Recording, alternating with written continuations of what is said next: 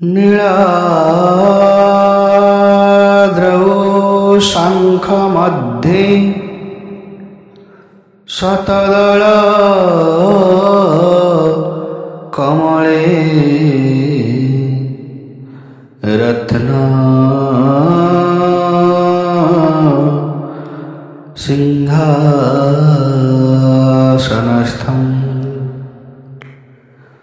सर्वालंकारयुक्तं नवघन रुचिरं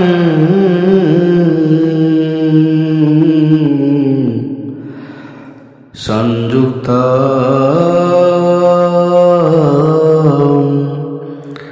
चग्रजेन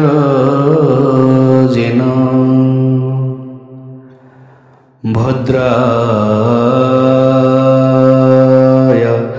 वामभागे रथचरण युक्तं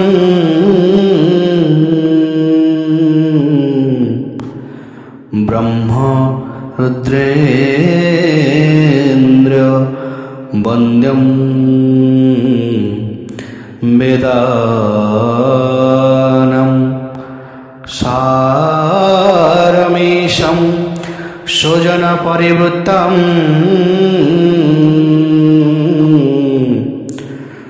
ब्रह्मदारो स्मरामि ब्रह्मदारो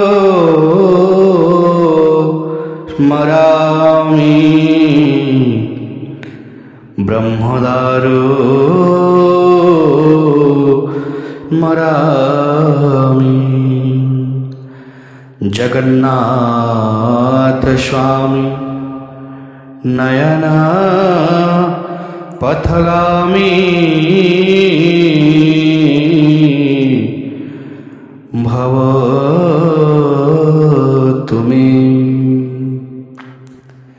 जय जगन्नाथ। मोहिनी एकादशी आज मोहिनी एकादशी बैशाख मास शुक्ल पक्ष एकादशी को मोहिनी एकादशी भाव पालन करा जाए। मोहिनी एकादशी समस्त एकादशी मध्य स्वतंत्र विवेचना करा जाए, कारण पौराणिक उपाख्यान अनुଯାयी यही दिन भगवान विष्णु देवता मानक अमृत पियाइबा पाई मोहिनी रूप धारण करते। प्रभु श्रीराम गुरुदेव वशिष्ठ को पचारे, गुरुदेव एमिति एक व्रत कहतु जो समस्त पाप एवं दुख दूर हो पार। सीता वियोगे मु बहुत दुख भोग करुछि। यह शुणी गुरु वशिष्ठ कहले, आपण उचित प्रश्नटे पचारि। आपण को नाम स्मरण करी मनुष्य पवित्र एवं शुद्ध हो जाए। यह लोकहित पाई सबुठु भल। मोहिनी एकादशी व्रत करिबा द्वारा मनुष्यर समस्त पाप तथा दुख दूर होता है। किंवदंती यह कहूँ जे एकदा सरस्वती नदी तटरे भद्रावती नामक नगरी रे धूति नामक चंद्रवंशी राजा शासन करुले। धन संपद पूर्ण एवं पुण्यवान धनपाल नामक वैश्य अत्यंत धर्मालु एवं विष्णु भक्त थिले। से नगर में अनेक भोजनालय, कूप, सरोवर, धर्मशाला आदि निर्माण करथिले। रास्तारे आंब, जामु, निम आदि अनेक वृक्षरोपण करथिले। तांकर 5टी पुत्र यथा सुमन, सुदबुद्धि, मेधावी, सुकृत एवं धृष्टबुद्धि थिले। ए 5 पुत्र मध्यरु धृष्टबुद्धि महापापी थिला। से काहारी को तथा निज पितृपुरुष को मध्य मानुनथिला। से बेश्या दुराचारी मनुष्य संस्पर्श रही पशापाली खेलिबा, अन्य नारी सह विलास करिबा तथा मद्य मांस सेवन करुथिला। ताहार एई कुकर्म पाई पितांक धन को नष्ट करने को लगिला। यह देखि पिता शंकित होई तांको घर विताड़ित करदेले। घर बाहर परे धृष्टबुद्धि निजर गहना और वस्त्र बिक्री करी चलवाक लगिला। जेबे तार समस्त धन सरीगला ଦୁରାଚାରୀ ସାଥୀମାନେ ତାକୁ ଏକୁଟିଆ କରି ଛାଡ଼ି ପଳାଇଲେ। ଦୃଷ୍ଟବୁଦ୍ଧି ଭୋକ ଶୋଷରେ ଦିନ କାଟିବା ସହ ଦୁଃଖରେ ଜୀବନ କାଟିବାକୁ ଲାଗିଲା। ଶେଷରେ ସେ ଚୋରି କରିବାକୁ ଲାଗିଲା। ଚୋରି କରୁଥିବା ବେଳେ ସେ ଧରା ପଡ଼ିଲା, କିନ୍ତୁ ବୈଶ୍ୟଙ୍କ ପୁତ୍ର ବୋଲି ତାଙ୍କ ଲୋକମାନେ ଛାଡ଼ିଦେଲେ। କିନ୍ତୁ ସେ ତା'ର ଚୋରି କର୍ମ ଛାଡ଼ି ନଥିଲା, ଯାହାଫଳରେ ସେ ଧରା ପଡ଼ି କାରାଗାରରେ ରହିବା ପାଇଁ ରାଜା ଆଦେଶ ଦେଲେ। ସେ କାରାଗାରରେ ରହି ଜୀବନଯାପନ କରିବାକୁ ଲାଗିଲା। ରାଜା ତାଙ୍କୁ ଶେଷରେ ନଗର ତ୍ୟାଗ କରିବା ପାଇଁ ନିର୍ଦ୍ଦେଶ ଦେଲେ। ସେ ନଗରରୁ ପଳାୟନ କରି ବନରେ ରହିବାକୁ ଲାଗିଲା। ବନରେ ସେ ପଶୁପକ୍ଷୀମାନଙ୍କୁ ମାରି ଖାଇବାକୁ ଲାଗିଲା। ଥରେ ସେ ଭୋକରେ ବ୍ୟଥିତ ହୋଇ ଖାଇବା ପାଇଁ ଘୁରୁଥିବା ବେଳେ କୌଣ୍ଡୁନ୍ୟ ଋଷିଙ୍କ ଆଶ୍ରମରେ ପହଞ୍ଚିଲା। ସେହିଦିନ ବୈଶାଖ ମାସ ଥିଲା। ଋଷି କୌଣ୍ଡୁନ୍ୟ ନଦୀରୁ ସ୍ନାନ କରି ଫେରୁଥିବା ବେଳେ ତାଙ୍କ ଓଦା ବସ୍ତ୍ରରୁ କିଛି ବୁନ୍ଦା ପାଣି ଦୃଷ୍ଟବୁଦ୍ଧି ଉପରେ ପଡ଼ିଯିବା ଫଳରେ ତା ମନରେ ସଦ୍ବୁଦ୍ଧି ପ୍ରାପ୍ତ ହେଲା। ସେ କୌଣ୍ଡୁନ୍ୟ ମୁନିଙ୍କୁ ପ୍ରଣାମ କରି କହିଲା, ହେ ମୁନି, ମୁଁ ମୋ ଜୀବନରେ ଅନେକ ପାପ କରିଛି। ଏହି ପାପରୁ ମୁକ୍ତି ହେବା ପାଇଁ ଉପାୟ କୁହନ୍ତୁ।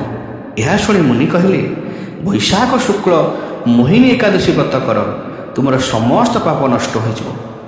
ମୁନିଙ୍କ ବଚନରେ ସେ ବ୍ରତ କଲା। ବ୍ରତ କରିବା ଦ୍ୱାରା ତାର ସମସ୍ତ ପାପ ଦୂର ହେଲା ଓ ଶେଷରେ ସେ ଗରୁଡ଼ ଉପରେ ବସି ବିଷ୍ଣୁ ଲୋକକୁ ଗଲେ। ଏହି ବ୍ରତ ଦ୍ୱାରା ମୋହ ଆଦି ସମସ୍ତ ପାପ ନଷ୍ଟ ହୋଇଥାଏ। ଏହାର ମାହାତ୍ମ୍ୟକୁ ପଠନ କରିବା, ଶ୍ରବଣ କରିବା ଦ୍ୱାରା 1,000 ଗୋଦାନ ଫଳ ପ୍ରାପ୍ତ ହୋଇଥାଏ। ଏକାଦଶୀ ମାହାତ୍ମ୍ୟ। ଯୁଧିଷ୍ଠିର ଉବାଚ, ପଚାରୁଛନ୍ତି ଯୁଧିଷ୍ଠିର, କହିବା ପ୍ରଭୁ ଦାମୋଦର, ବୈଶାଖ ଶୁକ୍ଳ ଏକାଦଶୀ, କହ ଏ କେଉଁ ନାମେ ଭାସି, ଏଥିରେ କି ଫଳ କି ବିଧି, କହନ୍ତି ପ୍ରଭୁ ଦୟାନିଧି, କହନ୍ତି ପ୍ରଭୁ ଦୟାନିଧି, କହନ୍ତି ପ୍ରଭୁ ଦୟାନିଧି।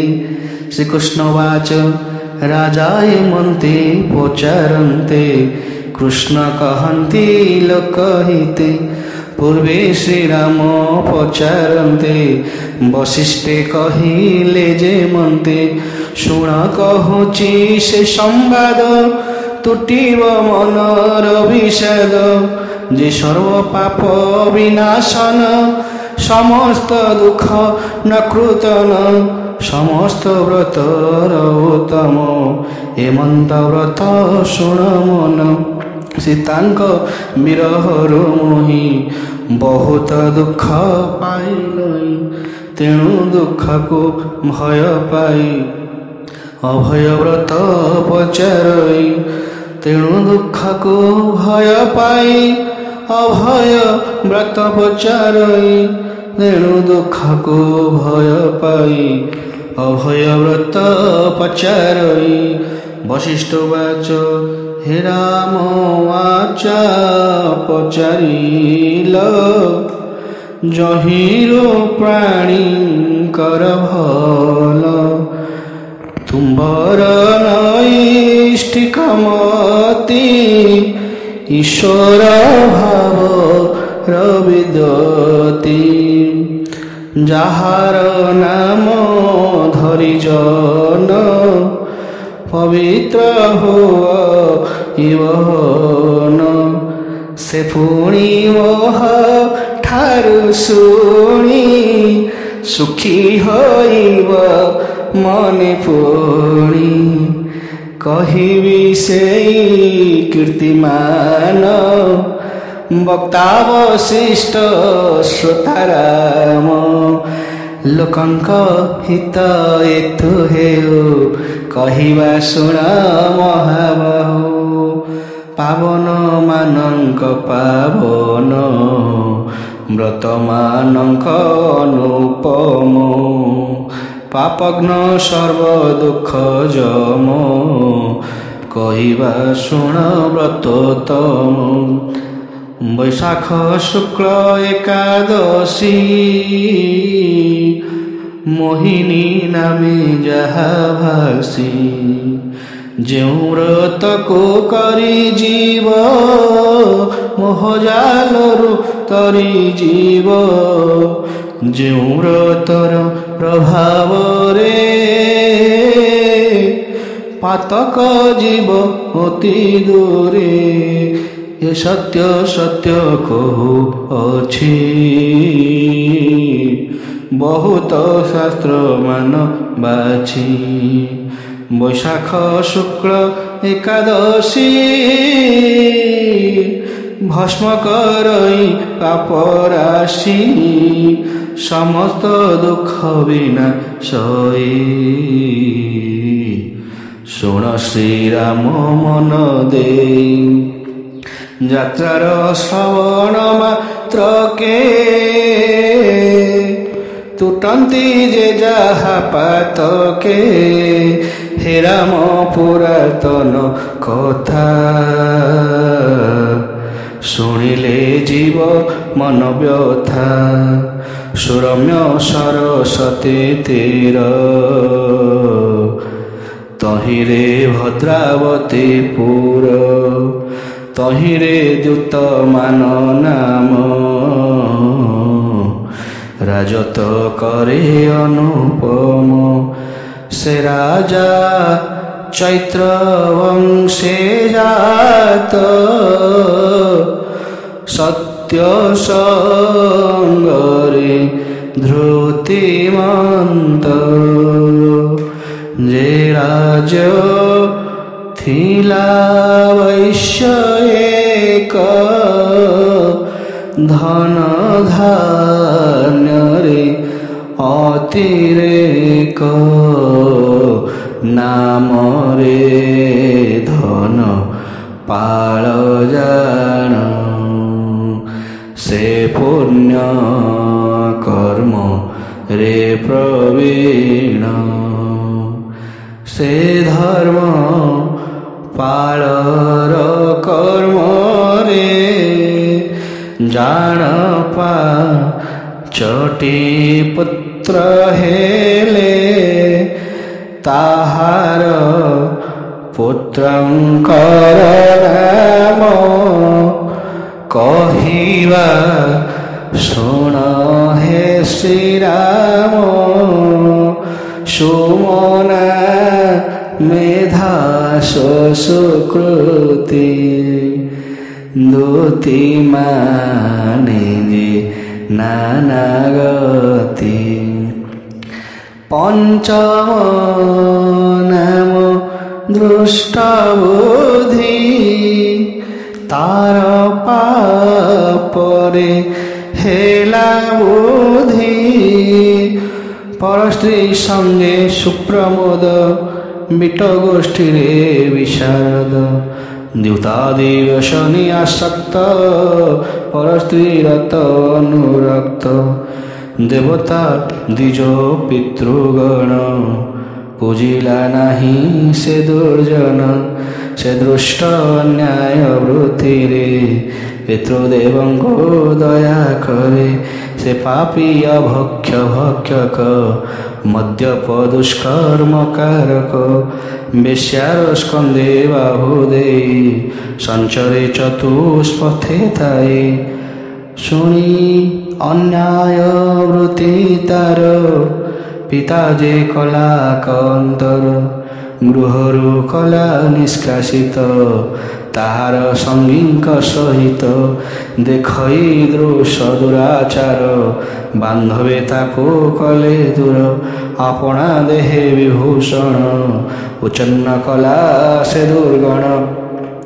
ଧନ ନ ଦେଖି ଦେଶ୍ୟା ଜନା, କହିଲା ନନ୍ଦିତ ବଚନ। କ୍ଷୁଧାରେ ହୋଇ ତସ୍ତତ, ବିଚାର କର ଇଦ୍ରୁତ। ଚୋରାଇ ଖାଇଲା ବେଳରେ, ପଡ଼ିଲା ରକ୍ଷକ ଆଗରେ।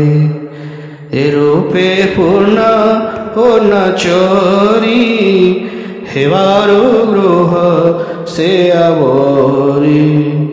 ଏ ବୃତ୍ତି ଛାଡ଼ି ଅନ୍ୟ ବୃତ୍ତି କର